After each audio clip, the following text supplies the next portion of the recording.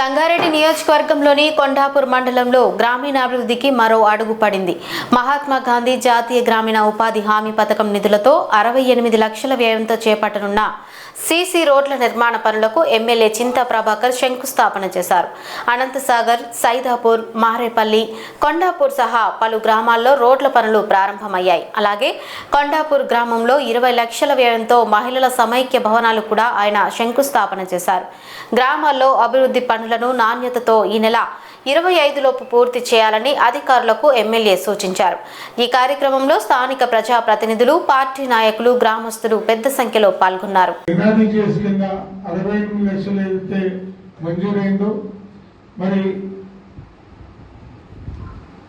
అక్కడున్న సీసీ రోడ్లు పెట్టుకోవడం జరిగింది.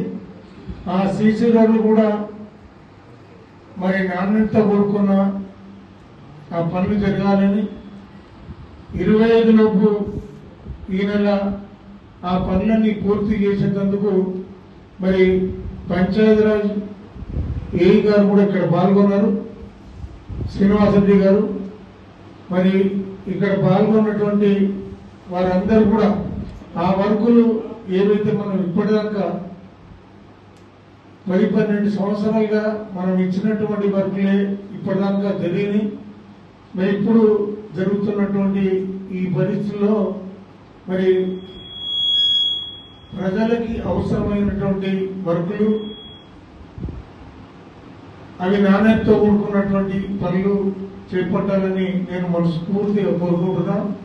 ఎన్నికల వరకే రాజకీయాలు, ఈ రాజకీయ కక్ష సాధింపు అనేది మరి ఎవరు చేసినా కరెక్ట్ కాదు.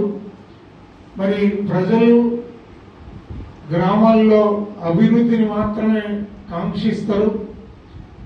వాళ్ళ అవసరాలకు సంబంధించినటువంటి మౌలిక సదుపాయాలు, అదే రకంగా అత్యవసరమైనటువంటి పనులు, మరి జరుగుతున్నటువంటి పనుల ద్వారా అక్కడ గ్రామంలో మంచి పారిశుద్ధ్యం, తాగునీరు, మరి ఎలక్ట్రిసిటీకి సంబంధించిన లైట్ల వెలుగులు, అవి మాత్రమే అత్యవసరంగా వాళ్ళు కోరుకుంటారు. కాబట్టి దాంట్లో ఎటువంటి వివక్ష లేకుండా మరి ఆ పనులను జాగ్రత్తగా రోజు అందుబాటులో ఉండి చేయాల్సినటువంటి అవసరం ఎంతైనా ఉంది. మరి ఈ ప్రభుత్వం వచ్చిన తర్వాత ఈ 2 సంవత్సరాలు ఏమీ కూడా జరగలేదు, ఎటువంటి పనులు కూడా జరిపించలేదు. మరి రైతులకు కూడా మరి అర్రాసు పాడబడినట్టు ఈరోజు 15,000 రూపాయలు రైతు బంధు ఇస్తామని చెప్పి, మరి కౌలు రైతులకు కూడా ఇస్తామని చెప్పి, మరి ఇంకోటి మరి 12,000 రూపాయలే మరి 2 విడత ఇచ్చి, మరి ఇప్పుడు 3వ విడత కూడా ఇస్తామని చెప్పి మరి ఎలక్షన్లు వచ్చినప్పుడు చెప్పడం తప్పించి కరెక్ట్ ఇవన్నీ పరిస్థితి రైతులందరికీ తెలుసు. రైతు బీమా కూడా మరి ప్రభుత్వం వచ్చిన తర్వాత అది అడ్డకేసింది. రుణమాఫీ చేస్తామని గొప్పలు చెప్పుకున్నటువంటి ఈ ప్రభుత్వం మరి రేవంత్ రెడ్డి గారు రైతులకి ఎట్టి పరిస్థితుల్లో మోసం చేస్తూ కొనసాగుతున్నటువంటి ఈ పరిస్థితుల్లో మరి దాని మూల్యం చెల్లించకపోతే తప్పదు. ఏమైనా ఈరోజు బూటకపు మాటలే. ఈరోజు పెన్షన్ 2,000 నుంచి 4,000 ఇస్తామన్న పెన్షన్ కూడా మరి అది కూడా అటకెక్కింది.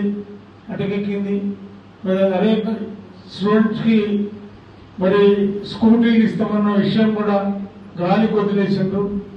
మరి మహిళలందరికీ కూడా 2,500 రూపాయలు ఇస్తామని చెప్పి అది ఎగ్గొట్టిండ్రు. ఇట్లా చెప్పుకుంటా పోతే ఈరోజు ఆ ప్రభుత్వం అధికారంలోకి వచ్చినప్పుడు ఎన్నైతే కలబోలి మాటలు చెప్పిందో ఏవి కూడా నెరవేర్చని పరిస్థితి. ఈరోజు రేవంత్ సర్కార్ మొత్తం ఈరోజు ఫెయిల్ అయింది. మరి ఈరోజు వాళ్ళు ఎంతసేపు మరి భూములు ఎక్కడున్నాయని అమ్మడం తప్పించి హైడ్రా పేరు మీద పేదల గూళ్ళన్నీ కూలగొట్టడం, మరి కేంద్రానికి మరి ఢిల్లీ కాంగ్రెస్ పార్టీకి డబ్బులు పంపించడం తప్పించి ఏది కూడా సక్రమంగా చేయలేదు, చేస్తలేదు. మరి ఈరోజు రైతులకు 24 గంటలు కరెంట్ ఇస్తామని చెప్పి కూడా 12 గంటలు కూడా కరెక్ట్గా ఇవ్వలేని పరిస్థితి.